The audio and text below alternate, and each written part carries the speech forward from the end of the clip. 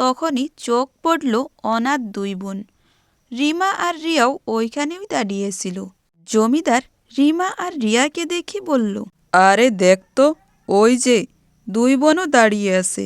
তাগর বাড়ি তো জঙ্গলের মাঝে, অগর কাছে তো চাষের মাটিও আছে, তবু চাঁদা দিতে পারে না।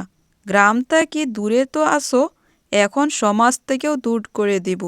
দিদি, আমাদের তো কাঠ বেচেই সংসার চলে, চাঁদা কোত্থেকে দিব? চুপ থাক রিয়া, সবাই শুনছে।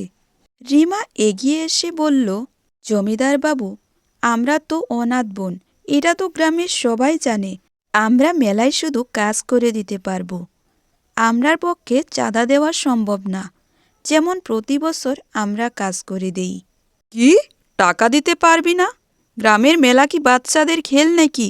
আমাদের কি উপদেশ দিতে আসছিস? টাকা তো দিতেই হবে। টাকা যদি না দিস, এমনি তো বাড়ি জঙ্গলের মাঝে, আমরা কিন্তু গ্রামে আসার রাস্তাটাই বন্ধ করে দিব। তখন দেখব তোরা কাঠ নিয়ে কোথায় দিয়ে যাস।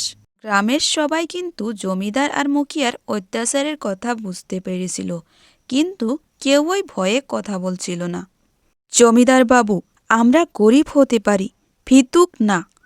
গ্রামের মেলা সবার, তাই সবাই নিজের ইচ্ছায় মেলায় চাঁদা দিবে। এইভাবে জোর করাটা ঠিক না।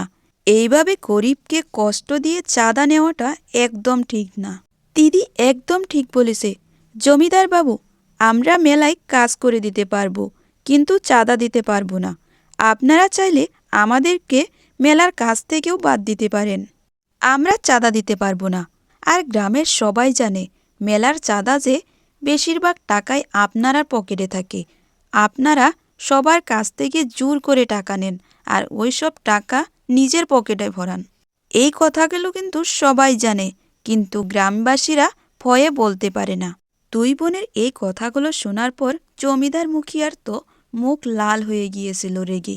এই মেয়ে, মুখ বেশি চলছে তাই না?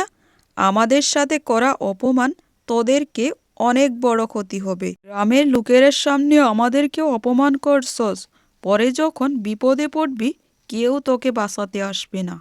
জমিদার বাবু, মেয়েগুলি কিন্তু ঠিকই বলেছে। অগর অবস্থার কথা তো সবাই জানে, আপনিও জানেন। অগর কাছ থেকে কোনো চাঁদা নিবেন না।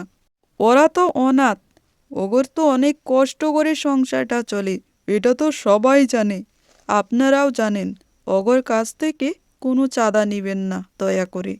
গ্রামের কিছু লোক মেয়েদের হয়ে কথা বলছিল, আর এই দেখে তো জমিদার পুরো রেগে ফুলে গিয়েছিল।